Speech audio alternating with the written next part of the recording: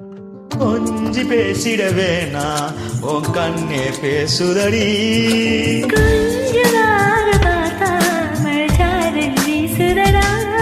நான் நின்னா நடந்தா கண்ணு உன் முகமே கேக்குதடி.